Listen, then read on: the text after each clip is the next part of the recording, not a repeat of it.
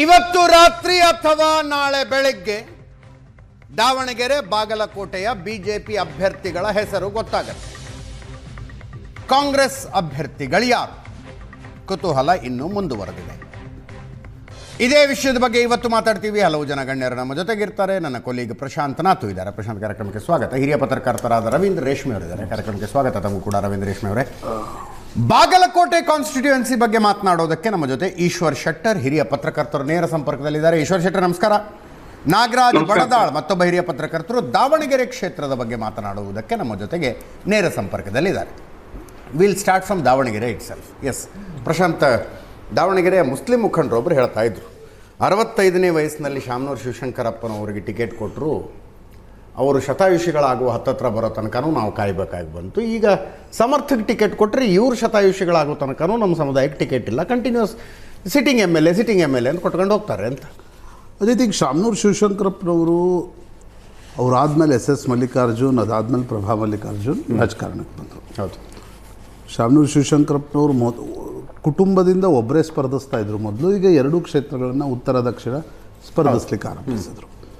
ಅದಾದಮೇಲೆ ಮೊನ್ನೆಯ ಲೋಕಸಭಾ ಚುನಾವಣೆಯಲ್ಲಿ ಪ್ರಭಾ ಮಲ್ಲಿಕಾರ್ಜುನ್ ಬಂದರು, ಸಿದ್ದೇಶ್ವರ ಪತ್ನಿಯನ್ನು ಸೋಲಿಸಿ ಸಂಸದರು ಕೂಡ ಆದರು. ಈಗ ಅಲ್ಲಿನ ಮೊದಲ ಬಾರಿ ನನಗನ್ಸುತ್ತೆ ಶಾಮನೂರು ಶಿವಶಂಕರಪ್ಪ ಕುಟುಂಬದ ವಿರುದ್ಧ ಕಾಂಗ್ರೆಸ್ನಲ್ಲಿ ತುಂಬ ಜನ ತೊಡೆ ತಟ್ಟಿದ್ದಾರೆ. ಬಹಿರಂಗವಾಗಿ ತೊಡೆ ತಟ್ತಾ ಇರತಕ್ಕಂಥದ್ದು ಮೊದಲ ಬಾರಿ. ಅಂದರೆ ಈ ಪ್ರಮಾಣದಲ್ಲಿ ಬಹಿರಂಗವಾಗಿ ಬಂದು ಯಾವುದೇ ಕಾರಣಕ್ಕೂ ಇರೋ ತನಕ ಅಸಮಾಧಾನ ಇತ್ತೋ ಏನೋ, ಬಟ್ ಈ ಪರಿ ಕಾಣಿಸ್ತಿರಲಿಲ್ಲ. ತುಂಬ ಜನರಿಗೆ ಅಸಮಾಧಾನ ಇತ್ತು. ತುಂಬ ಜನರ ಪೊಲಿಟಿಕಲ್ ಕರಿಯರ್ಗಳು ಕೂಡ ಹೋದವು. ಶಿವಶಂಕರಪ್ಪನವ್ರನ್ನ ಎದುರು ಹಾಕ್ಕೊಂಡು ದಾವಣಗೆರೆ ಚಿತ್ರದುರ್ಗದಲ್ಲಿ ಪೊಲಿಟಿಕ್ಸ್ ಮಾಡಲಿಕ್ಕೆ ಆಗಲ್ಲ, ಕಾಂಗ್ರೆಸ್ ಹೈಕಮಾಂಡ್ ಅದನ್ನು ಎಂಟರ್ಟೈನ್ ಮಾಡಲ್ಲ ಅನ್ನುವ ಕಾರಣಕ್ಕೋಸ್ಕರ ಅನೇಕರ ಪೊಲಿಟಿಕಲ್ ಕರಿಯರ್ಗಳು ಹೋದವು. ಆದರೆ ನನಗನ್ಸುತ್ತೆ ನೋಡಿ, ದೊಡ್ಡ ಮರ ಬಿದ್ದ ನಂತರ ಆ ಬಂಡಾಯ ಏನು ಚಿಗುರುತ್ತೆ, ಅದು ನಿಶ್ಚಿತವಾಗಿ ದಾವಣಗೆರೆಯಲ್ಲಿ ನೋಡ್ಲಿಕ್ಕೆ ಸಿಗ್ತಾ ಇದೆ. ಬಟ್ ನನಗೆ ಅಂದರೆ ಮುಸ್ಲಿಂ ಅಭ್ಯರ್ಥಿಗೆ ಟಿಕೆಟ್ ಕೊಡಬೇಕಾ ಅಥವಾ ಶಾಮನೂರು ಫ್ಯಾಮಿಲಿಗೆ ಟಿಕೆಟ್ ಕೊಡಬೇಕಾ ಅಂತಕ್ಕಂಥ ಪಾಲಿಸಿ ಡಿಸಿಷನನ್ನು ಹೈಕಮಾಂಡ್ ಮಾಡಬೇಕಾಗತ್ತೆ. ಅದರಲ್ಲಿ 2-3 ಪೇಚ್ಗಳಿವೆ. ಒಂದು, ಮಲ್ಲಿಕಾರ್ಜುನ್ ಖರ್ಗೆ ಮತ್ತು ಶಾಮನೂರು ಶಿವಶಂಕರಪ್ಪ ಕುಟುಂಬ ತುಂಬ ಆತ್ಮೀಯರು. ಆ ಕಾರಣದಿಂದ ಏನೇ ಆದರೂ ಕೂಡ ಅಲ್ಲಿ ಏನು ನಿರ್ಣಯ ತೆಗೆದುಕೊಳ್ತಾರೆ. ಜೊತೆಗೆ ಸಿದ್ದರಾಮಯ್ಯನವರು ಕೂಡ ಆತ್ಮೀಯರಿದ್ದಾರೆ. ಬಟ್ ಸಿದ್ದರಾಮಯ್ಯನವರ ಬಲಗೈ ಬಂಟ ಜಮೀರ್ ಅಹ್ಮದ್ ಖಾನ್ ಮುಸ್ಲಿಂ ಅಭ್ಯರ್ಥಿಗೆ ಕೊಡಬೇಕು ಅಂತಕ್ಕಂಥ ಹಠ ಹಿಡಿದಿದ್ದಾರೆ. ಹೌದು, ಅದು ಇದೆ ಅಲ್ಲಿ. ಹೌದು. ಈಗ ಅಬ್ದುಲ್ ಜಬ್ಬಾರ್ ಹೆಸರನ್ನ ಹೇಳ್ತಿರ್ತಕ್ಕಂಥವ್ರು ಯಾರು? ಜಮೀರ್ ಅಹ್ಮದ್ ಖಾನ್ ಹೇಳ್ತಿದ್ದಾರೆ. ಮುಸ್ಲಿಮರಲ್ಲೂ 2 ಬಣಗಳಿವೆ. ಏನು ಜಬ್ಬಾರ್ಗೆ ಎಲ್ಲರೂ ಕೂಡ ಏನು ಸಪೋರ್ಟಿವ್ ಅಂತಕ್ಕಂಥದ್ದಿಲ್ಲ. ಶಾಮನೂರ್ ಪುತ್ರನಿಗೆ ಕೊಟ್ಟರೆ ಮುಸ್ಲಿಂ ಸಮುದಾಯ ಬೆಂಬಲ ಕೊಡಲ್ಲ ಅಂತಕ್ಕಂಥದ್ದನ್ನು ಕಾಂಗ್ರೆಸ್ ನಾಯಕರು ಹೇಳ್ತಿದ್ದಾರೆ. ಬಟ್ ಈಗ ನಿನ್ನೆ ಅದನ್ನು ಕಳಿಸಿದ್ಯಾಕೆ ಅಂತಂದರೆ to gauge the situation. Manjunath Bhandari, HM Revanna ಇವರೆಲ್ಲರೂ ಹೋಗಿ ಟು ಗೇಜ್ ದ ಸಿಚುವೇಶನ್, ಏನಾಗ್ಬೋದು ಯಾರಿಗೆ ಕೊಟ್ಟರೆ ಅಂತಕ್ಕಂಥದ್ದು. ನನಗನ್ಸುತ್ತೆ ಈ ಪರಿಸ್ಥಿತಿಯಲ್ಲಿ, ಯಾಕಂದರೆ ಇದು ದಾವಣಗೆರೆಯಲ್ಲಿ ಕಳೆದ 2-3 ವರ್ಷಗಳಲ್ಲಿ ನೋಡ್ಲಿಕ್ಕೆ ಸಿಗ್ತಾ ಇದೆ. ಮೊದಲು ಈ ಪ್ರಮಾಣದ ಈಗ ವಿರೋಧ ಇತ್ತು. ತುಂಬ ಜನ ಶಾಮನೂರು ಶಿವಶಂಕರಪ್ಪನವ್ರಿಗೇನು ವಿರೋಧ ಮಾಡಿಲ್ವಾ? ಲಿಂಗಾಯತ್ ಸಮುದಾಯದವರೇ ಅನೇಕರು ವಿರೋಧ ಮಾಡಿದರು. ಅಲ್ಲಿ ಲಿಂಗಾಯತ್ರಿಗೆ ಕೊಡಬೇಡಿ ಲೋಕಸಭಾ ಟಿಕೆಟ್, ಕುರುಬ್ರಿಗೆ ಕೊಡಿ, ಗೆಲ್ಲಿಕ್ಕೆ ಈಸಿ ಆಗುತ್ತೆ ಅಂತಕ್ಕಂಥದ್ದನ್ನು ಕೂಡ ಹೇಳಲಾಗಿತ್ತು. ಆದರೆ ನನಗನ್ಸುತ್ತೆ ಸಿದ್ದೇಶ್ ಕುಟುಂಬದ ವಿರುದ್ಧ BJPಯ ಬಂಡಾಯದನ್ನು ನೋಡಿಕೊಂಡು ಕಾಂಗ್ರೆಸ್ನಲ್ಲೂ ಕೂಡ ಈ ಬಂಡಾಯ ತುಂಬ ವೋಕಲ್ ಆಗಿ, ವಿಸಿಬಲ್ ಆಗಿ ಕಾಣ್ತಾ ಇದೆ. ಕಾಂಗ್ರೆಸ್ ಏನು ನಿರ್ಣಯ ತೆಗೆದುಕೊಳ್ಳುತ್ತೆ ಅನ್ನೋದ್ರ ಮೇಲೆ BJPಯ ಟಿಕೆಟ್ ಕೂಡ ನಿಂತಿದೆ.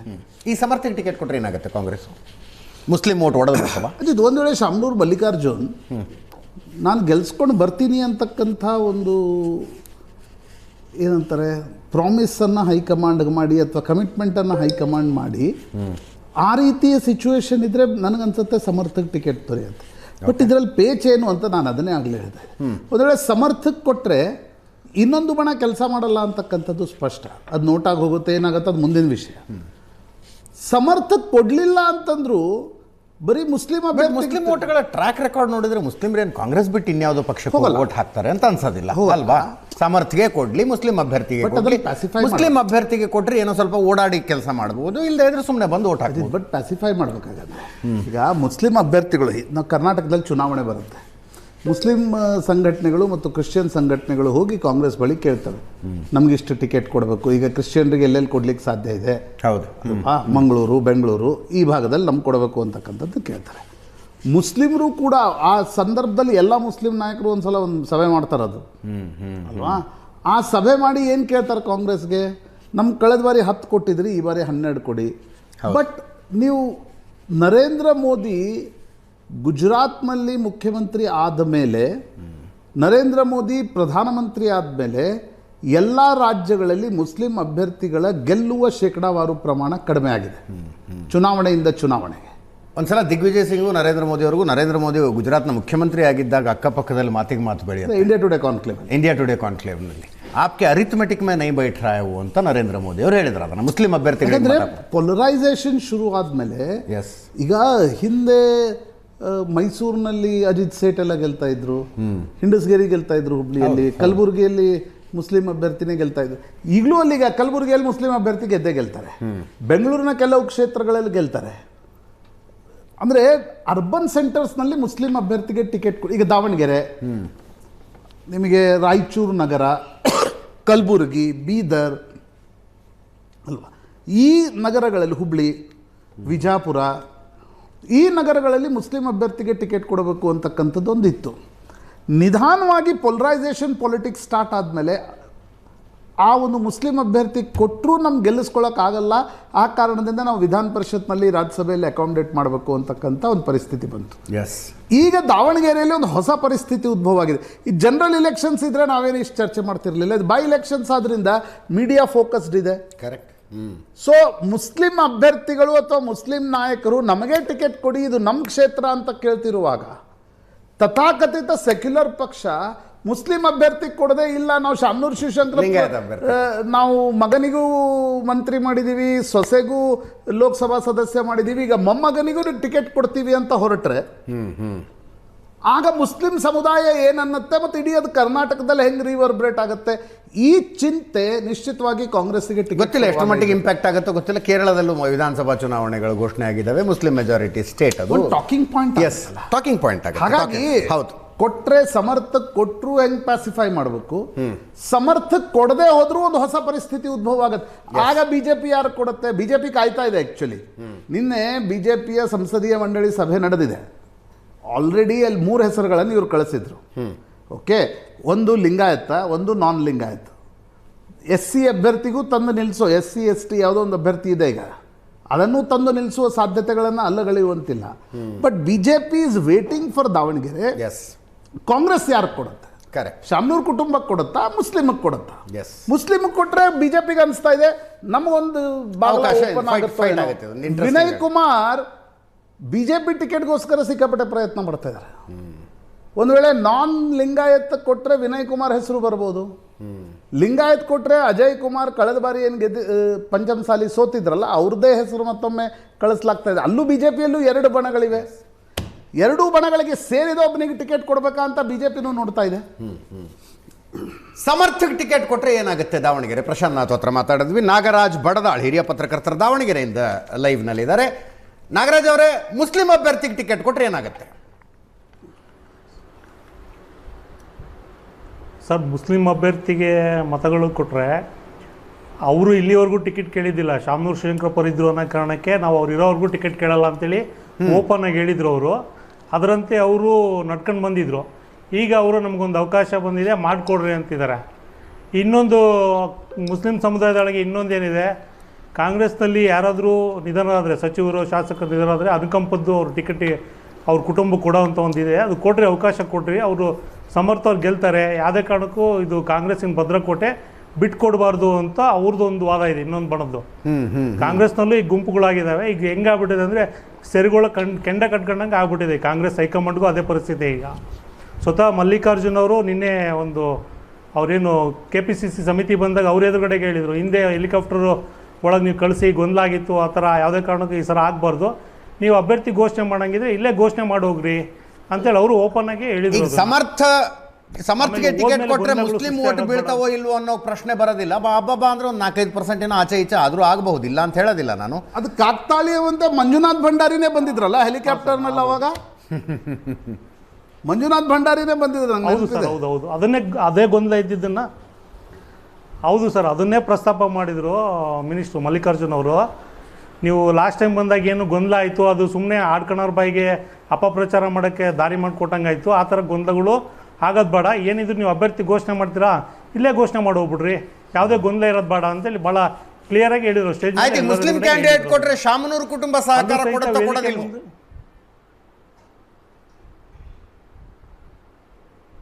ಅದು ಅವ್ರು ಕೊಟ್ಟರು ಮತದಾರರು ಕೊಡ್ಬೇಕಲ್ಲ ಸರ್, ಕಾಂಗ್ರೆಸ್ ಮತದಾರರು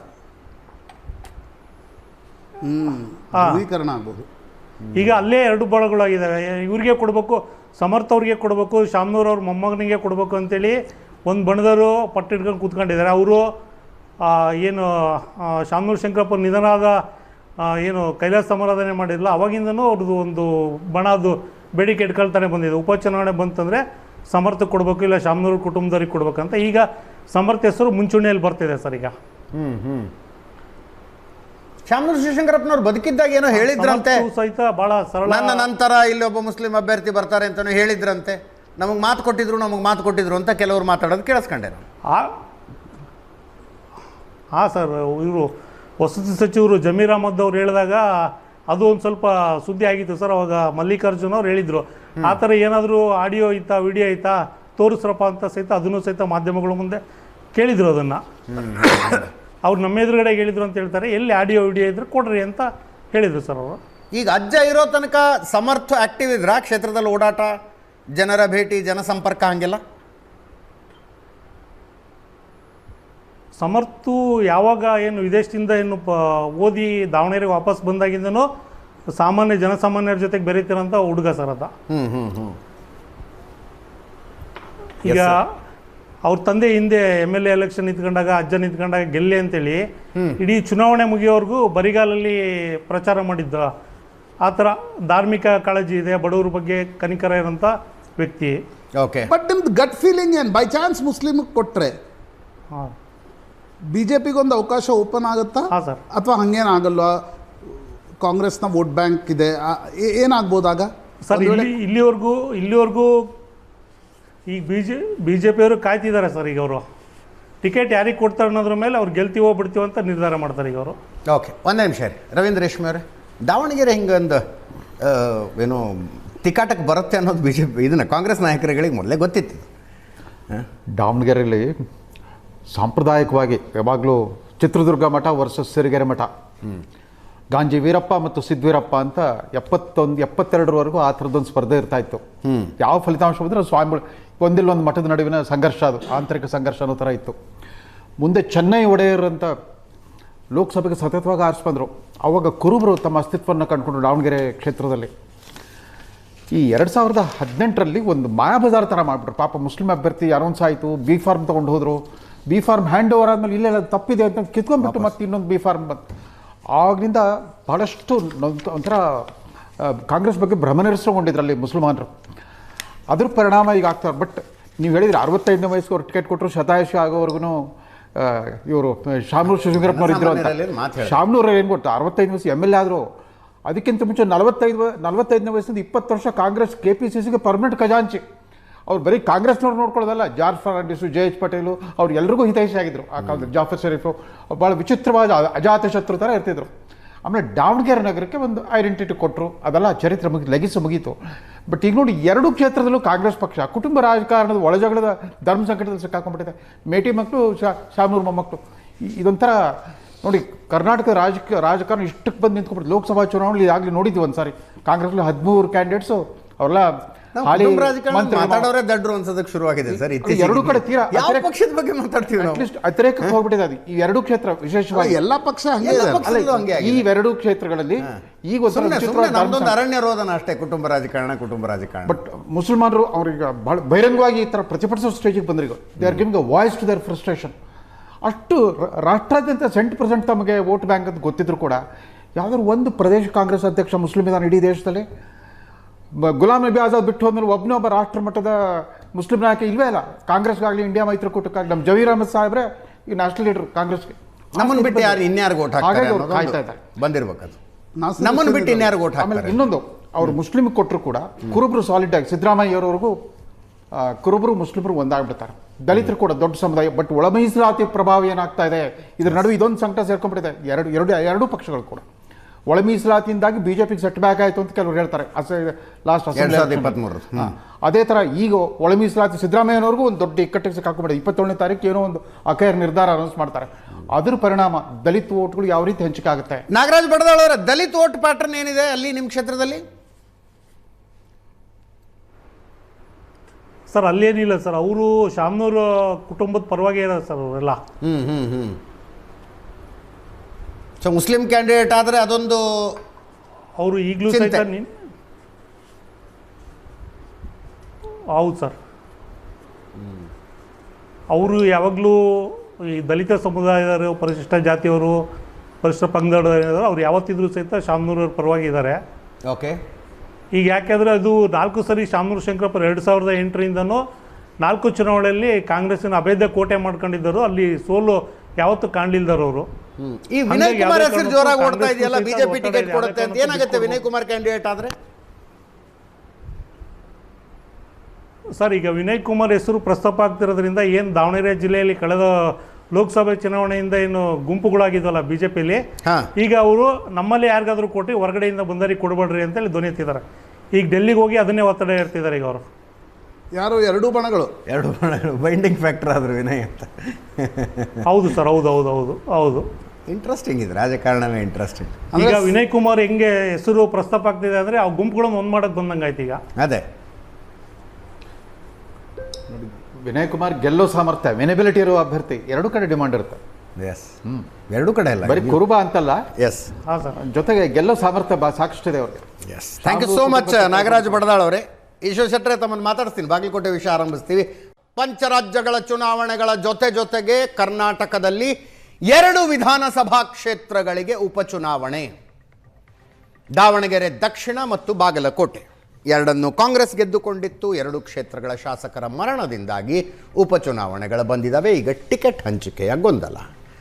ಬ್ರೇಕ್ಗಿಂತ ಮುಂಚೆ ದಾವಣಗೆರೆಯನ್ನು ಚರ್ಚೆ ಮಾಡಿದ್ವಿ, ಈಗ ಬಾಗಲಕೋಟೆ. ಪ್ರಶಾಂತ್, ಮೇಟಿ ಮಕ್ಕಳ ಪೈಕಿ ಯಾರಿಗೆ ಅನ್ನೋದು ಪ್ರಶ್ನೆ. ಅಜಿತ್, ಈ ಕುಟುಂಬ ರಾಜಕಾರಣದ ಬಗ್ಗೆ ಮಾತಾಡ್ತಾ ನಾವು ಇನ್ನೊಂದನ್ನು ಕೂಡ, ಅಂದರೆ ದಾವಣಗೆರೆಯಲ್ಲೂ ಆಗ್ತಾಯಿದೆ, ಬಾಗಲಕೋಟೆಯಲ್ಲೂ ಆಗ್ತಾಯಿದೆ. ಒಬ್ಬ ದೊಡ್ಡ ರಾಜಕಾರಣಿ ತೀರ್ಕೊಂಡ್ಮೇಲೆ ಅವರ ಮನೆಯಲ್ಲಿ ಉತ್ತರಾಧಿಕಾರಿ ಯಾರು ಅಂತಕ್ಕಂಥದ್ದು ಮನೆಯಲ್ಲಿ ನಿರ್ಧಾರವಾಗದೆ ಹೊರಗಡೆ ಬರ್ತಾ ಇದೆ. ಈಗ ಶಾಮನೂರು ಶಿವಶಂಕರಪ್ಪನವರ ಉತ್ತರಾಧಿಕಾರಿ, ಅಂದರೆ ಉತ್ತರಾಧಿಕಾರಿ ಅನ್ನಲ್ಲ ನಾನು, ಮಲ್ಲಿಕಾರ್ಜುನ್ ಇದ್ದೇ ಇದ್ದಾರೆ ಪೊಲಿಟಿಕ್ಸಲ್ಲಿ, ಪ್ರಭಾ ಮಲ್ಲಿಕಾರ್ಜುನ್ ಇದ್ದಾರೆ. ಅವ್ರ ತಮ್ಮ ಗಣೇಶ್ ಹೇಳ್ತಿದ್ದಾರೆ ನಂಗೆ ಟಿಕೆಟ್ ಕೊಡಬೇಕು, ಟಿಕೆಟ್ ಬೇಕು ಅಂತ. ಎಸ್, ಬಟ್ ಮಲ್ಲಿಕಾರ್ಜುನ್ ಹೇಳ್ತಿದ್ದಾರೆ ಇಲ್ಲ ಫ್ಯಾಮಿಲಿಯಲ್ಲಿ ಯಾರಿಗೂ ಇಲ್ಲ, ನನ್ನ ಮಗನಿಗೆ ಟಿಕೆಟ್ ಕೊಡಬೇಕು. ಸೇಮ್ ಈಗ HY ಮೇಟಿ ವರ್ಸಸ್ ವೀರಣ್ಣ ಚರಂತಿಮಠ್ ಹಳೆಯ ಫೈಟಿಗೆ ಅದು 2004-08ರಿಂದ ಶುರು ಆಗಿರ್ತಕ್ಕಂಥ ಒಂದು ಫೈಟ್ ಅದು. ಹುಲ್ಲಪ್ಪ ಮೇಟಿ ಯಾರು ಸಿದ್ದರಾಮಯ್ಯನವರು ಅತ್ಯಂತ ಪರಮಾಪ್ತರಿದ್ದಾರೋ, ಅವರದೇ ಸಮುದಾಯದವರಿದ್ದಾರೋ, ಅವರು ತೀರಿಕೊಂಡ ಬಳಿಕ ಮಕ್ಕಳಲ್ಲಿ ಒಮ್ಮತನೇ ಇಲ್ಲ.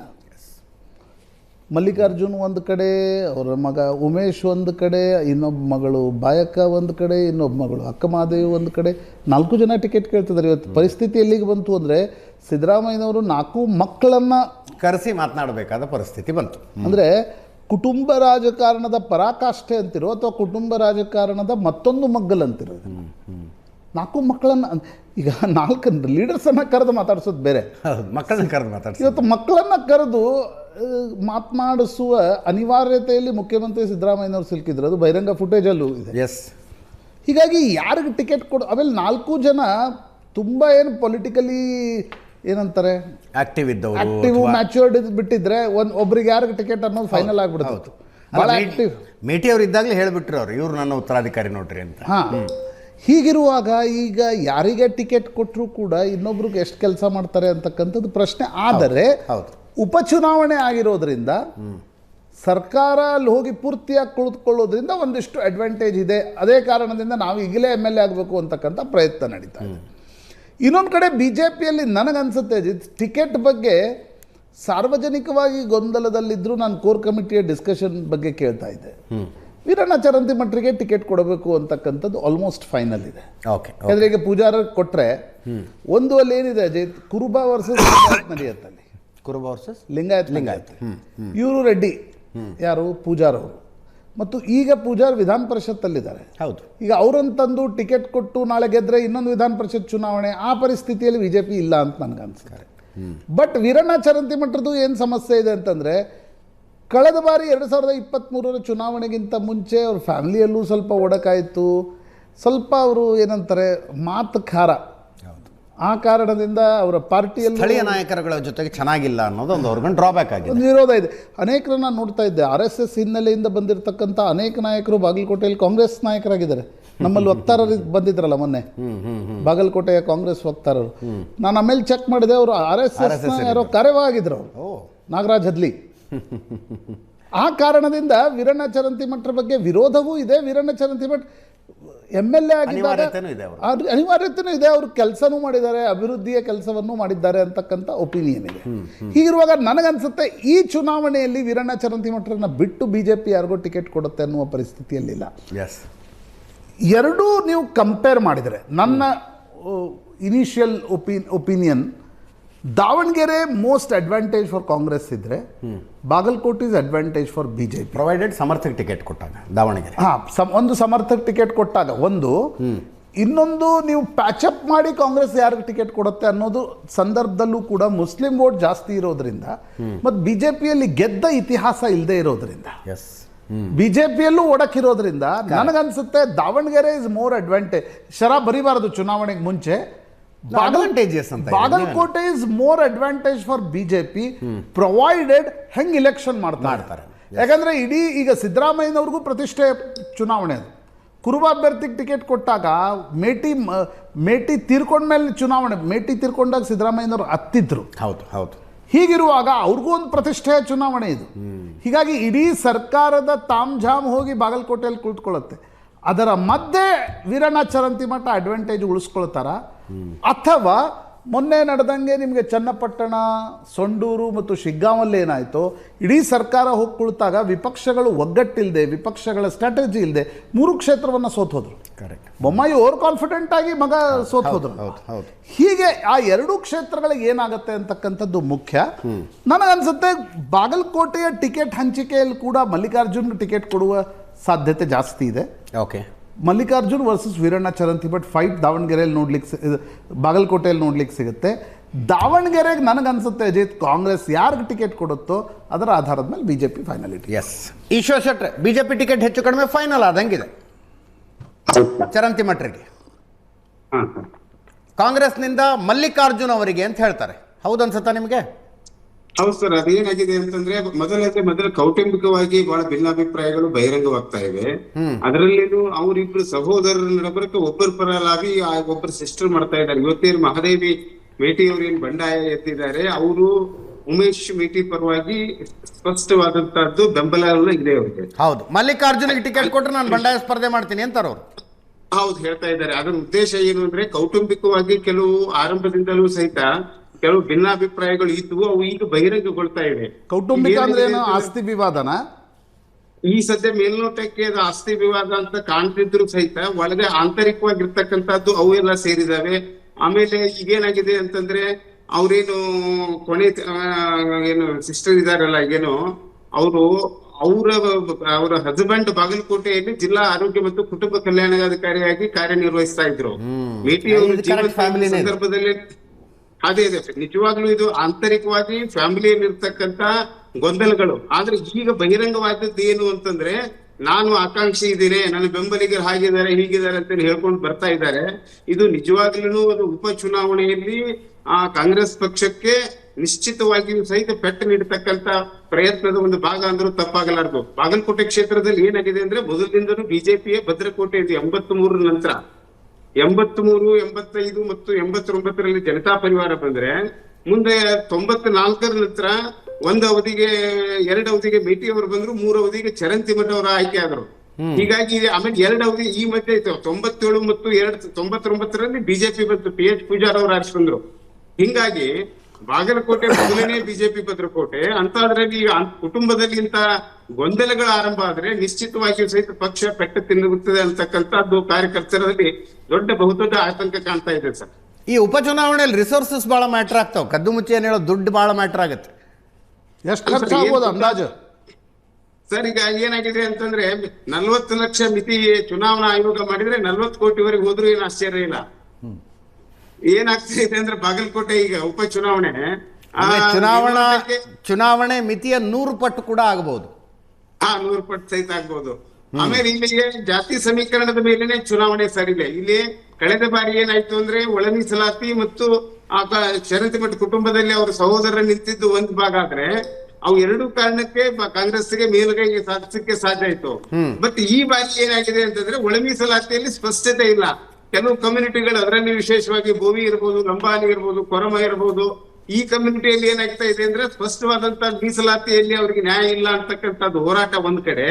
ಅದ್ರ ಕಳೆದ ಬಾರಿ ಏನಾಗಿತ್ತು ಅಂದ್ರೆ ಇದು ಸಾರ್ವತ್ರಿಕ ಚುನಾವಣೆಯಲ್ಲಿ ಎಲ್ಲವೂ ಸಾರಾಸಕ್ತವಾಗಿ ಕಾಂಗ್ರೆಸ್ ಪಕ್ಷವನ್ನು ಬೆಂಬಲಿಸಿದ್ದು. ಈಗ ಆ ಪರಿಸ್ಥಿತಿ ಮತಕ್ಷೇತ್ರದಲ್ಲಿ ಕಾಣ್ತಾ ಇಲ್ಲ. ಆಮೇಲೆ ನಾನು ಒಂದಷ್ಟು ಜನಸಾಮಾನ್ಯರ ಜೊತೆ ಮಾತಾಡಿಸಿ ನೋಡಲಾಗಿ ಇತ್ತೀಚಿನ ಮೀಸಲಾತಿ, ಒಳ ಮೀಸಲಾತಿಯ ಗೊಂದಲ ಇದೆಯಲ್ಲ, ಜನರಿಗೆ ಪೆನೆಟ್ರೇಟ್ ಆಗಿಲ್ಲ. ಅದು ಅಂದ್ರೆ ಪೂರ್ತಿಯಾಗಿ ಅರ್ಥ ಆಗಿಲ್ಲ ಮ್ಯಾಟ್ರ್ ಇನ್ನು. ಹೌದು, ಅಂದ್ರೆ ಅದು ಸಂಘಟಿತ ಆ ಸಮುದಾಯದ ಸ್ವಾಮೀಜಿಗಳು ಮತ್ತು ಸಮುದಾಯದ ಮುಖಂಡರು ಅದನ್ನ ಜಾಗೃತಿ ಮೂಡಿಸ್ತಾ ಇದ್ದಾರೆ. ಅದರಲ್ಲಿ ನೀವು ಬಾಗಲಕೋಟೆಯಲ್ಲಿ ಏನಾಗಿದೆ ಅಂದ್ರೆ ನಿಶ್ಚಿತವಾಗಿಯೂ ಜಾತಿ ಸಮೀಕರಣದ ಕ್ಷೇತ್ರ ಸರ್ ಇದು. ಅಂದ್ರೆ ಒಂದು ಕಡೆ ಮೇಲ್ವರ್ಗ, ಒಂದು ಕಡೆ ಅಹಿಂದ ಒಂದು ಕಡೆ, ಮತ್ತು ದಲಿತ, ಅಹಿಂದ ಮತ್ತು ಇನ್ನಿತರರು ಅಲ್ಪಸಂಖ್ಯಾತರು ಅಂದ್ರೆ ಅವರೆಲ್ಲ ಒಂದು ಕಡೆ ನಿಂತ್ರೆ, ಇನ್ನೊಂದು ಕಡೆ ಏನಾಗ್ತಾ ಇದೆ ಅಂದ್ರೆ ಲಿಂಗಾಯತ ಉಪಜಾತಿಗಳು ಒಂದು ಕಡೆ ನಿಂತ್ರೆ ಎರಡು ಚುನಾವಣೆಗಳಲ್ಲಿ ಸ್ಪಷ್ಟವಾಗಿ ಅಹಿಂದ ವರ್ಸಸ್ ಲಿಂಗಾಯತ ಅಂತ ಹೋಗ್ಬಿಡುತ್ತೆ. ಬಟ್ ಲಾಸ್ಟ್ ಟೈಮ್ ವೀರಣ್ಣ ಚರಂತಿಮಠರಿಗೆ ಒಂದು 5,000-6,000 ಲಂಬಾಣಿ ಮತಗಳು ಬರಲಿಲ್ಲ ಅನ್ನೋ ಕಾರಣಕ್ಕೆ ಸೋತೆ ಅಂತ ಅವರು ತುಂಬಾ ಹೇಳ್ತಾ ಇದ್ರು. ಹೌದು ಸರ್, ಅವ್ರು ಇವತ್ತಿಗೂ ಆ ನೋವಿದೆ ಅವ್ರಿಗೆ. ಅಂದ್ರೆ ಒಳ ಮೀಸಲಾತಿಯೇ ಬೇಗ ಮಾಡ್ಬೇಕಾಗಿತ್ತು, ಕೊನೆ ಹಂತದಲ್ಲಿ ಒಳ ಮೀಸಲಾತಿ ಮಾಡಿ ನನಗೆ ಬಹಳ ಪೆಟ್ಟು ಬಿತ್ತು ಅಂತಕ್ಕಂಥದ್ದನ್ನ ಆ ಪಕ್ಕದಲ್ಲೇ ಗೋವಿಂದ ಕಾರಜೋಳರನ್ನ ಕುಂದ್ರಿಸ್ಕೊಂಡೇ ಹಿಡಿದ್ರು ಅವರು. ಅಷ್ಟರ ಮಟ್ಟಿಗೆ ಅವರಲ್ಲಿ ಅದು ಸ್ವಲ್ಪ ಎಲ್ಲೋ ಒಂದು ಕಡೆ ನೋವಿದೆ. ಆದ್ರೆ ಬಾಗಲಕೋಟೆಯಲ್ಲಿ ಈ ಕೌಟುಂಬಿಕ ರಾಜಕಾರಣದಲ್ಲಿ ಇರ್ತಕ್ಕಂಥ ಗೊಂದಲ ಒಂದು ಕಡೆ, ಇನ್ನೊಂದು ಕಡೆ ಅಂದ್ರೆ ಅಸ್ಪಷ್ಟ ಏನು ಕೆಲವು ನಿರ್ಣಾಯಕ ಮತಗಳು ಏನಿರ್ತಾವಲ್ಲ ಆ ಮತಗಳಲ್ಲಿ ಸಹಿತ ಕೆಲವು ಗೊಂದಲಗಳು ಕಾಣ್ತಾ ಇರುವುದರಿಂದ ನಿಶ್ಚಿತವಾಗಿಯೂ ಎರಡು ಅಂದ್ರೆ ಕಾಂಗ್ರೆಸ್ಗೆ ಮತ್ತು ಬಿಜೆಪಿಗೆ ಕೇವಲ ಪ್ರತಿಷ್ಠೆ ಅಲ್ಲ, ಆ ಪಕ್ಷದ ಮುಂಬರುವ ದಿನಗಳಲ್ಲಿ ಆ ಪಕ್ಷವನ್ನ ಅಸ್ತಿತ್ವದ ಪ್ರಶ್ನೆ ಸಹಿತ ಕಾಡ್ತಾ ಇದೆ ಸರ್ ಇಲ್ಲಿ ಬಾಗಲಕೋಟೆ ಮಟ್ಟಿಗೆ. ಎಸ್, ಆದರೆ ಸಿದ್ದರಾಮಯ್ಯನವರು ತಮ್ಮೆಲ್ಲಾ ಶ್ರಮವನ್ನ ಅಲ್ಲಿ ಹಾಕ್ತಾರೆ ಅನ್ನೋ ವಿಷಯದಲ್ಲಿ ಏನು ಡೌಟ್ ಬೇಡ ಸರ್. ಅಲ್ಲಿ ಏನಾಗಿದೆ ಅಂದ್ರೆ ಬರೇ ಕೇವಲ ಸಿದ್ದರಾಮಯ್ಯ ಅವರಲ್ಲ, ಇಲ್ಲಿ ನಮ್ಮಲ್ಲಿ ಯಾರು ಸತೀಶ್ ಜಾರಕಿಹೊಳಿಗೆ ಜವಾಬ್ದಾರಿ ಕೊಡ್ತಾ ಇದ್ದಾರೆ, ಉಸ್ತುವಾರಿ ಸಚಿವರು ತಿಮ್ಮಾಪುರ್ ಅವರು ಇದ್ದಾರೆ, ಆಮೇಲೆ ಶಿವಾನಂದ ಪಾಟೀಲ್ರು, MB ಪಾಟೀಲ್ರು.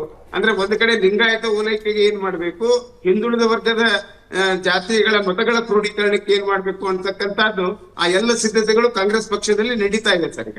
ಎಸ್, ಒಂದು ವೇಳೆ ಎರಡು ಉಪಚುನಾವಣೆ ಕಾಂಗ್ರೆಸ್ ಗೆದ್ದುಕೊಂಡ್ರೆ ಸ್ಟೇಟ್ ಮೇಲೆ ಏನು ಅಂದರೆ ಸದ್ಯಕ್ಕೆ ನಡೀತಾ ಇರೋ ನಾಯಕತ್ವ ಬದಲಾವಣೆ ಚರ್ಚೆ ಮೇಲೆ ಏನು ಪ್ರಭಾವ ಅನಿಸುತ್ತೆ ರೇಷ್ಮೆ ಅವರೇ? ಏನೇ ಆದರೂ ಕೂಡ DK ಶಿವಕುಮಾರ್ ಅವರು ಪಟ್ಟು ಸಡಿಲಿಸೋಗಿಲ್ಲ. ಈ ಉಪಚುನಾವಣೆಗಳ ಫಲಿತಾಂಶವನ್ನು ಮೀರಿ ಅವರು ಬೆಳೆದ್ಬಿಟ್ಟಿದ್ದಾರೆ. ಯಾಕಂದರೆ ಹಿಂದಿನ ಎರಡು ಉಪಚುನಾವಣೆ ಚನ್ನಪಟ್ಟಣ ಶಿಗ್ಗಾಮಿ ಆದಾಗ ಎರಡೂ ಕಡೆ ಮಾಜಿ ಮುಖ್ಯಮಂತ್ರಿಗಳ ಮಕ್ಕಳು ಅವ್ರನ್ನ ದೊಡ್ಡ ಪ್ರಮಾಣದಲ್ಲಿ ಗೆಲ್ಲಿಸಿ ತೋರಿಸ್ಬಿಟ್ರು. ಒಬ್ಬ ಯಕೇಶ ಅನಾಮಿಕ ಮುಸ್ಲಿಂ ಅಭ್ಯರ್ಥಿ ಶಿಗ್ಗಾಮಿಯಲ್ಲಿ ಗೆದ್ದುಬಿಟ್ಟ. ಸೊ ಪ್ರತಿ ಸಾರಿನೂ ತನ್ನ ಸಂಘಟನಾ ಸಾಮರ್ಥ್ಯ DK ಶಿವಕುಮಾರ್ ತಮ್ಮ ಕ್ಲೇಮ್ನು ಸ್ಟ್ರೆಂಗ್ನ್ ಮಾಡ್ತಾನೆ ಹೋಗ್ತಾ ಇದ್ದಾರೆ. ಆಮೇಲೆ ಇನ್ನೊಂದು, ಬಾಗಲಕೋಟೆ ಮತದಾರರು ಎಷ್ಟು ವಿಚಿತ್ರವಾಗಿ ವರ್ತಿಸ್ತಾರೆ ಅಂತಂದರೆ 1991 ಲೋಕಸಭಾ ಚುನಾವಣೆಯಲ್ಲಿ ರಾಮಕೃಷ್ಣ ಹೆಗಡೆ ಅವರು ಅಲ್ಲಿ ಸ್ಪರ್ಧೆ ಮಾಡಿದರು. ಸಿದ್ದರಾಮಯ್ಯನವರು ಕೊಪ್ಪಳದಿಂದ, ರಾಮಕೃಷ್ಣ ಹೆಗಡೆ ಅವರು ಬಾಗಲಕೋಟೆಯಿಂದ. ಸ್ವತಃ ಜೀವರಾಜ್ ಆಳ್ವ ಪೂರ್ತಿ ಪ್ರಚಾರ ಜವಾಬ್ದಾರಿ ತೊಗೊಂಡಿದ್ರು. ಭಾಳ ಚಮತ್ಕಾರಿಕ ವ್ಯಕ್ತಿತ್ವ. ಅಷ್ಟಲ್ಲೇ ಇದ್ರೂ ಕೂಡ ಆಗ್ತಾನೆ ಸಿದ್ದು ನ್ಯಾಮಗೌಡ ಬ್ಯಾರೇಜ್ ಸಿದ್ದು ಅಂತ ಭಾಳ ಪ್ರಸಿದ್ಧರಾಗ್ಬಿಟ್ಟಿದ್ರು. ಅವಾಗಿನ್ನೂ ಆಲ್ಮಟ್ಟಿ ಡ್ಯಾಮ್ ಪೂರ್ತಿ ಆಗಿರಲಿಲ್ಲ, ಹಾಗಾಗಿ ಆ ಬ್ಯಾರೇಜ್ ಕಟ್ಟಿಸ್ಬಿಟ್ಟು 25,000 ಮತಗಳಿಂದ ಹೆಗಡೆ ಅವ್ರನ್ನ ಸೋಲಿಸ್ಬಿಟ್ರು. ಅಲ್ಲಿ ಜನ ಹೆಗಡೆ ಅವ್ರನ್ನ ಆರೈಸ್ತಾ ಇದ್ರು. ಹೆಗಡೆ ಅವ್ರು ಅಂದ್ರೆ ಲಿಂಗಾಯತ್ ಲೀಡರ್ ಅಂದ್ರೆ ಹೆಗಡೆ ಅಂತಾನೆ, ಹೆಗಡೆ ಯುಗ ಮುಗಿಯೋವರೆಗೂ. ಆದರೂ ಕೂಡ ಸಿದ್ದು ನ್ಯಾಮಗೌಡನ ಗೆಲ್ಲಿಸ್ಬಿಟ್ಟಿದ್ರು. ಅಲ್ಲಿ ವೀರೇಂದ್ರ ಪಾಟೀಲ್ ರೋಗಲ್ ಒಂದ್ಸರಿ ಲೋಕಸಭೆಯಿಂದ ಗೆದ್ದಿದ್ರು. ಹಿಂದೆ ಈ ಥರ ಸಂಕಷ್ಟ ಬಂದಾಗಲೆಲ್ಲ ಚರಂತಿಮಠ ಮತ್ತು ಇವರು ಶಾಮನೂರು ನಡುವೆ ಒಂದು ಸಮಾನ ಗುಣ ಏನಂತಂದರೆ, ಕರ್ನಾಟಕದ ಮ್ಯಾಂಚೆಸ್ಟರ್ ಅಂತಿದ್ದ ದಾವಣಗೆರೆಯನ್ನು ಶಿಕ್ಷಣ ನಗರಿ ಅಂತ ಮಾಡಿಬಿಟ್ರು. ಅದೇ ರೀತಿ ಬಾಗಲಕೋಟೆಯಲ್ಲಿ ಕೂಡ ಶಿಕ್ಷಣ ನಗರಿ ಅಂತ ಮಾಡಿದ್ರು ಚರಂತಿಮಠ. ವೈಯಕ್ತಿಕವಾಗಿ ಶುದ್ಧ ಹಸ್ತ, ಭಾಳ ಸಮರ್ಥವಾದ ಈ ಶೈಕ್ಷಣಿಕ ನಿರ್ವಾಹಕ. ಅವ್ರು ಕಟ್ಟಿರೋ ಎಲ್ಲ ಶಿಕ್ಷಣ ಅತ್ಯುತ್ತಮ ಗುಣಮಟ್ಟದ್ದು, ಮೆಡಿಕಲ್ ಕಾಲೇಜ್ ಆಗಲಿ ಇತರೆ ಕಾಲೇಜ್ಗಳಾಗಲಿ. ಆದರೆ ಅವ್ರು ನಿಷ್ಠುರವಾದಿ, ಅವ್ರು ಹೇಳಿದ ಖಾರ ಅನ್ನೋದಕ್ಕಿಂತ ಸ್ವಲ್ಪ ಹೊರಟು ಆದ್ರಿಂದ ದೂರ ಸರ್ಕೊಂಡ್ಬಿಡ್ತಾರೆ ಜನ. ಆದರೆ ಬರೀ ಕಳೆದ ಅಸೆಂಬ್ಲಿ ಚುನಾವಣೆಯಲ್ಲಿ 5 ಕ್ಷೇತ್ರ ಕಾಂಗ್ರೆಸ್ ಗೆದ್ದು, 3 ಕ್ಷೇತ್ರ ಇವು ಗೆದ್ದು BJP ಗೆದ್ದಿತ್ತು. ಬಟ್ ಮತ್ತೆ ಗದ್ದಿಗೌಡರು ಗೆದ್ದು ಬಂದರು ಲೋಕಸಭೆಯಲ್ಲಿ 70,000 ಮತಗಳ ಅಂತರದಿಂದ ಗದ್ದಿಗೌಡರು ಬಟ್ ಕಳೆದ 1 ವರ್ಷದಲ್ಲಿ 2 ವಿದ್ಯಮಾನಗಳು, ಒಂದು ಒಳ ಮೀಸಲಾತಿ, ಇನ್ನೊಂದು ವಕ್ಫ್ ಪ್ರಾಪರ್ಟಿ ವಿವಾದ ಕೂಡ ಅಲ್ಲೇ ಪತ್ತೆ ಮಾಡಿದ್ದು. ಎರಡಕ್ಕೂ ಕಾರಣಕರ್ತರಾದವರು ಗೋವಿಂದ್ ಕಾರಜೋಳ ಅವರು ಎರಡು ಫಸ್ಟ್ ಟೈಮ್ ಒಂದು ಪಕ್ಷದ ಸಮಿತಿ ಅಂತ ಹೋಗ್ಬಿಟ್ಟು ವಕ್ಫ್ ವಿವಾದನ ಬಯಲಿಗೆಳೆದಿದ್ದು ಅವರು. ಈ ಒಳ ಮೀಸಲಾತಿ ವಿಚಾರದಲ್ಲಿ ತಮ್ಮ ಸರ್ಕಾರ ಇದ್ದಾಗ ಆದೇಶ ಕೂಡ ಹೊರಡಿಸ್ಬಿಟ್ರು. ಬೊಮ್ಮಾಯಿ ಅವರ ಸರ್ಕಾರ 4 ವರ್ಷದಿಂದ ಒಳ ಮೀಸಲಾತಿ ಚಾಲ್ತಿಯಲ್ಲಿತ್ತು. ಈಗ ಸಿದ್ದರಾಮಯ್ಯ ವಾಪಸ್ ತಗೊಂಡ್ಬಿಟ್ರು ಅಂತ ಅನ್ನೋದು ಅದು ದೊಡ್ಡ ರೀತಿಯಲ್ಲಿ ಮನಸ್ಸು ಕೊರಿತಾ ಇದೆ ದಲಿತ ಸಮುದಾಯದಲ್ಲಿ. ಹಾಗಾಗಿ 27ನೇ ತಾರೀಕಿನ ಸರ್ಕಾರದ ನಿರ್ಧಾರ ಅದು ಎರಡೂ ಕ್ಷೇತ್ರಗಳ ಬಂದೆ. ಬ್ರೇಕ್ಗಿಂತ ಮುಂಚೆ ರವೀಂದ್ರ ರೇಷ್ಮೆ ಅವರಿಗೆ ಕೇಳಿದ ಪ್ರಶ್ನೆ, ಪ್ರಶಾಂತ್ ನಿಮಗೆ, ಎರಡನ್ನೂ ಕಾಂಗ್ರೆಸ್ ಗೆದ್ದುಕೊಂಡ್ರೆ ರಾಜ್ಯ ರಾಜಕಾರಣದ ಮೇಲೆ ಏನು ಪರಿಣಾಮ, ಒಂದಾದರೆ ಏನು ಪರಿಣಾಮ, ಎರಡು ಸೋತ್ರೆ ಏನು ಪರಿಣಾಮ? ನೋಡಿ, ಎರಡೂ ಗೆದ್ದುಕೊಂಡ್ರೆ ಭಾಳ ದೊಡ್ಡ ಪರಿಣಾಮ ಏನಾಗಲ್ಲ. ಯಾಕಂದರೆ ಸರ್ಕಾರದಲ್ಲಿದ್ದವರು ಗೆದ್ದರೆ ಏನು ಹೌದು ಪರಿಣಾಮ ಆಗಲ್ಲ. ಬಟ್ ಎರಡು ಸೋತ್ರೆ ಪರಿಣಾಮ ಆಗುತ್ತೆ. ಎರಡು ಗೆದ್ದರೆ ಅನ್ನೋದಕ್ಕೆ ಇನ್ನೊಂದು ಪ್ರಶ್ನೆ, ಎರಡು ಸೋತ್ರೆ ಏನಾಗುತ್ತೆ ಅಂತಕ್ಕಂಥದ್ದು. ಜೊತೆಗೆ ನನಗನ್ಸುತ್ತೆ ಕಾಂಗ್ರೆಸ್ ಎರಡು ಗೆದ್ದರೆ ರಾಜ್ಯ BJPಯ ಒಳ ಜಗಳ ಏನಿದೆ ಅದು ಸ್ವಲ್ಪ ಉಲ್ಬಣ ಆಗೋ ಸಾಧ್ಯತೆಗಳಿವೆ. ನಿಮ್ಗೆ ಯಾಕಂದರೆ ಸತತವಾಗಿ ನೀವು ಬೈ ಎಲೆಕ್ಷನ್ಸ್ ಗೆಲ್ಸೋಕೆ ಆಗ್ತಿಲ್ಲ ಅನ್ನೋ ಪ್ರಶ್ನೆ ಬರುತ್ತೆ. ಹೌದು. ಯಾಕಂದರೆ ಸಂಡೂರು ಇವು 3 ಸೋತ ಮೇಲೆ ಈ 2ರಲ್ಲಿ ಒಂದಾದರೂ ಗೆಲ್ಲಬೇಕು ಅಂತಕ್ಕಂಥದ್ದು ಇರುತ್ತೆ. ಎರಡೂ ಗೆಲ್ಲಿಲ್ಲ ಅಂತಂದರೆ ಅನ್ನುವ ಪ್ರಶ್ನೆ ಅಂತಕ್ಕಂಥದ್ದು. 1-1 ಆದರೆ ಏನಾಗ್ಬೋದು ಆ ಸಾಧ್ಯತೆಗಳು ಕೂಡ ಇವೆ. ಆಗಲೂ ಕೂಡ ಇಂಪ್ಯಾಕ್ಟ್ 1-1 ಆದರೆ ಏನಾಗುತ್ತೆ ಅನ್ನೋದೊಂದು, ಯಾವುದು ಒಂದು ಯಾರಿಗೆ ಅನ್ನೋದು ಕೂಡ ಮ್ಯಾಟರ್. That is important. ನಾನು ಅದು ಅಲ್ಲಿಗೆ ಬರ್ತೀನಿ. ಬಾಗಲಕೋಟೆಯಲ್ಲಿ ಒಂದು ವೇಳೆ ಈಗ ಕುರುಬ ಅಭ್ಯರ್ಥಿಗೆ ಟಿಕೆಟ್ ಕೊಡ್ತಾರೆ, ಯಾರಿಗೆ? ಮೇಟಿ ಪುತ್ರನಿಗೆ. ಮೇಟಿ ಪುತ್ರನನ್ನು ಗೆಲ್ಸ್ಕೊಳ್ಳೋಕೆ ಕಾಂಗ್ರೆಸ್ಸಿಗೆ ಸಿದ್ದರಾಮಯ್ಯನವ್ರಿಗೆ ಸಾಧ್ಯ ಆಗದೆ ಹೋದರೆ ಪ್ರಶ್ನಾರ್ಥಕ ಚಿಹ್ನೆಗಳಿರ್ತವೆ. ಕರೆಕ್ಟ್. ಕುರುಬ ಕ್ಯಾಂಡಿಡೇಟ್ ಯಾಕೆ ಗೆಲ್ಸ್ಕೊಳ್ಳೋಕ್ಕಾಗಿಲ್ಲ ಅಂತ ಒಂದು. ಎರಡನೇದು ಅಜಿತ್, ನನಗೆ ದಾವಣಗೆರೆ ಬಗ್ಗೆ ಇರ್ತಕ್ಕಂಥ ಇನ್ನೊಂದು ಕುತೂಹಲ ಏನು ಅಂತಂದರೆ, ವಿನಯ್ ಕುಮಾರ್ ಪಕ್ಷೇತರರಾಗಿ ಸ್ಪರ್ಧಿಸಿದ್ರು. ಹೌದು, ಲೋಕಸಭೆಗೆ. ಈಗ ಅಲ್ಲೂ ಅವರು ಕುರುಬ ವೋಟ್ಗಳನ್ನು ತೆಗೆದುಕೊಳ್ತಕ್ಕಂಥ ಒಂದು ಪ್ರಯತ್ನವನ್ನು ಮಾಡಿದರು. ಈಗ ಏನಾದರೂ ವಿನಯ್ ಕುಮಾರ್ BJPಗೆ ಬಂದು ಕುರುಬ ವೋಟ್ಗಳನ್ನು ಸ್ವಲ್ಪ ಜಾಸ್ತಿ ಸೆಳೆದುಕೊಳ್ಳಿಕ್ಕೆ ಸಾಧ್ಯ ಆದರೆ ಆಗ ಕೂಡ DK ಶಿವಕುಮಾರ್ ಮರುದಿನ ಪತ್ರ ಬರೀತಾರೆ ದಿಲ್ಲಿಗೆ, ಕುರುಬ ವೋಟ್ಗಳನ್ನು ತೆಗೆದುಕೊಳ್ಳಲಿಕ್ಕೆ ಯಾಕೆ ಆಗ್ತಿಲ್ಲ ಅಂತಕ್ಕಂಥದ್ದು. ಯಾಕೆಂದರೆ ನೋಡಿ, ಸಿದ್ದರಾಮಯ್ಯನವರ ಸೋಲ್ ಶಕ್ತಿ ಇರೋದೇನು? ಕುರುಬ ಮತಗಳು, ಅಹಿಂದ ಮತಗಳನ್ನು ಕ್ರೋಢೀಕರಣಗೊಳಿಸ್ತಾರೆ ಅಂತ ನಾವು ಲಾಸ್ಟ್ ಬೈ ಎಲೆಕ್ಷನ್ಸಲ್ಲಿ ನೋಡಿದ್ವಿ. ಅದು ಅದೇ ರೀತಿಯಾಗಿತ್ತು. ಈ ಬೈ ಎಲೆಕ್ಷನ್ಸ್ನಲ್ಲಿ ಕಾಂಗ್ರೆಸ್ನ ಒಳಜಗಳ, ಲಾಸ್ಟ್ ಬೈ ಎಲೆಕ್ಷನ್ಸ್ನಲ್ಲಿ ಕಾಂಗ್ರೆಸ್ನಲ್ಲೇನು ಒಳಜಗಳ ಇತ್ತು, ಚುನಾವಣೆಗಿರಲಿಲ್ಲ ಅದು. ಈ ಬೈ ಎಲೆಕ್ಷನ್ಸ್ನಲ್ಲಿ ಕಾಂಗ್ರೆಸ್ನ ಒಳಜಗಳ ಏನಿದೆ ಅದು ಚುನಾವಣೆಯ ಹಂತದವರೆಗೆ ಹೋಗುತ್ತಾ ಅಂತಕ್ಕಂಥದ್ದನ್ನು ಕೂಡ ನೋಡಬೇಕಾಗತ್ತೆ. ಕರೆಕ್ಟ್. ಅಂದರೆ ನಾನು ಹೇಳ್ತಿರೋದು ಒಳ ಏಟುಗಳು. ಹೌದು. ಆ ಒಳ ಏಟುಗಳು ಹೊಡೆದ್ರೆ ಏನೇನಾಗ್ಬೋದು, ಯಾವ ಜಾತಿ ಈಗ ಫಾರ್ ಎಕ್ಸಾಂಪಲ್ ನಾನು ಅದಕ್ಕೆ ಹೇಳಿದೆ ನಿಮಗೆ, ಲಿಂಗಾಯತ ಅಭ್ಯರ್ಥಿಗಳಿಗೆ ಕೊಟ್ಟು ಚುನಾವಣೆಯನ್ನು ಗೆಲ್ಸ್ಕೊಳ್ಳಿಕ್ಕೆ BJPಗೆ ಸಾಧ್ಯ ಆಗದೆ ಹೋದರೆ ಪ್ರಶ್ನೆಗಳು BJP ಮೇಲೆ ಹೇಳ್ತವೆ, BJPಯ ರಾಜ್ಯ ನಾಯಕತ್ವದ ಮೇಲೆ ಹೇಳುತ್ತೆ. ಕುರುಬ ಅಭ್ಯರ್ಥಿಯನ್ನು ಕೊಟ್ಟಾಗ ಬಾಗಲಕೋಟೆಯಲ್ಲಿ ಕುರುಬ ಅಭ್ಯರ್ಥಿ ಸೋತು ದಾವಣಗೆರೆಯಲ್ಲಿ BJP ಕುರುಬ ಕೊಟ್ಟು ಜಾಸ್ತಿ ಮತಗಳನ್ನು ತೆಗೆದುಕೊಂಡ್ರೆ ಆಗ ಸಿದ್ದರಾಮಯ್ಯನವ್ರ ಮೇಲೂ ಕೂಡ ಪ್ರಶ್ನೆಗಳು ಹೇಳ್ತವೆ. ಯಾಕೆ ನನಗನ್ಸುತ್ತೆ ಬೈ ಎಲೆಕ್ಷನ್ ತುಂಬ ಕುತೂಹಲ ಇದೆ ಅಂತ ಇರಲ್ಲ. ಯಾಕಂದರೆ ಬೈ ಎಲೆಕ್ಷನ್ಸ್ನಲ್ಲಿ ಒಂದು ವೇಳೆ ಸರ್ಕಾರ ಅಲ್ಲಿ ಪೂರ್ತಿ ಹೋಗಿ ಕುಳಿತುಕೊಂಡ್ಬಿಟ್ಟು ಗೆದ್ದರು. ಈಗ ನಾವು ಹಿಂದೆ ನೋಡಿದ್ದೀವಿ ನಂಜನಗೂಡು ಗುಂಡ್ಲುಪೇಟೆ ಚುನಾವಣೆಯ ನಂತರ ವೋಟರ್ ಸರ್ವೆನೇ ಹೇಳ್ಬಿಡ್ತು ಕಾಂಗ್ರೆಸ್ ಸರ್ಕಾರ ಬರ್ತಾ ಇದೆ 121 ಅಂತ. ಹೌದು. ಸ್ವತಃ ಸಿದ್ದರಾಮಯ್ಯನವರು ಆ ಕಾನ್ಫಿಡೆನ್ಸ್ನಲ್ಲಿ ಮಗನಿಗೆ ಸೀಟ್ ಬಿಟ್ಟುಕೊಟ್ಟು ಪಾಪ ಅವರು ವರುಣ ಬಿಟ್ಟುಕೊಟ್ಟು ಚಾಮುಂಡೇಶ್ವರಿಗೆ ಬಂದರು, ಅಲ್ಲೂ ಸೋತರು, ಬಾದಾಮಿಗೆ ಹೋದರು. ಹೀಗಾಗಿ ನನಗನ್ಸುತ್ತೆ ಬೈ ಎಲೆಕ್ಷನ್ಸ್ಗಳಿಗೆ ಏನೋ ಪೊಲಿಟಿಕಲಿ ಏನೋ ಬದಲಾವಣೆ ಮಾಡಿಬಿಡುತ್ತೇವೆ ಅಂತಲ್ಲ, ಒಂದು ಮೊಮೆಂಟಮ್ ನಿಶ್ಚಿತವಾಗಿ ಪ್ರತಿಯೊಂದು ಚುನಾವಣೆಯಲ್ಲೂ ಒಂದು ಮೊಮೆಂಟಮ್ ಇರುತ್ತೆ. ಬಟ್ ಕಾಸ್ಟ್ ವೈಸ್ ವೋಟಿಂಗ್ ಹೆಂಗಾಗತ್ತೆ, ರಿಸಲ್ಟ್ಸ್ ಎಕ್ಸಾಕ್ಟ್ಲಿ ಏನು ಬರುತ್ತೆ, 1-1 ಬರುತ್ತಾ, 2-0 ಬರುತ್ತಾ, 0-2 ಬರುತ್ತಾ, you don't know. Correct. But ಒಂದು ನೋಡ್ಲಿಕ್ಕೆ ಸಿಗ್ತಾ ಇದೆ ಅಜಿತ್, ರಾಜ್ಯದ ಎರಡೂ ಪಕ್ಷಗಳಲ್ಲಿ ಬಣ ರಾಜಕಾರಣ ದಿನದಿಂದ ದಿನಕ್ಕೆ ಉಲ್ಬಣ ಆಗ್ತಾ ಇದೆ. ಅದು ನಾವು ದಾವಣಗೆರೆಯಲ್ಲೂ ನೋಡ್ತಾ ಇದ್ದೀವಿ. ಹೌದು. ಬಾಗಲಕೋಟೆಯಲ್ಲೂ ಏನು ವೀರಣ್ಣ ಚರಂತಿವಂಟರ ಬಗ್ಗೆ ಏನು ಇಡೀ BJPಯಲ್ಲಿ ಭಾಳ ಕರೆಕ್ಟ್ ಗುಡ್ ವಿಲ್ ಅವ್ರಿಗೆ ಟಿಕೆಟ್ ಕೊಡಿ ಅಂತಕ್ಕಂಥದ್ದನ್ನು ಒಕ್ಕೊರಲಾಗಿ ಹೇಳ್ತಾ ಇಲ್ಲ. ಕಾಂಗ್ರೆಸ್ನಲ್ಲೂ ಕೂಡ ಟಿಕೆಟ್ ಬಗ್ಗೆ ಯಾವ ರೀತಿಯ ಜಗಳ ಇದೆ ಅಂತಕ್ಕಂಥದ್ದು ನಾವು ನೋಡ್ತಾ ಇದ್ದೀವಿ. Yes, thank you so much Ravindra Reshme ಅವರೇ. ಥ್ಯಾಂಕ್ ಯು ಪ್ರಶಾಂತ್ ಶೆಟ್ರೆ. ಧನ್ಯವಾದ ಈಶ್ವರ್ ಶೆಟ್ರೆ. ಇದರೊಂದಿಗೆ ಇವತ್ತಿನ ಲೆಫ್ಟ್ ರೈಟ್ ಆ್ಯಂಡ್ ಸೆಂಟರ್ ಮುಗಿಸ್ತಾ ಇದ್ದೀವಿ. ನೇರ ದಿಟ್ಟ ನಿರಂತರ ಸುದ್ದಿಗಾಗಿ ನೋಡ್ತಾ ಇರಿ ಏಷ್ಯಾನೆಟ್ ಸುವರ್ಣ ನ್ಯೂಸ್.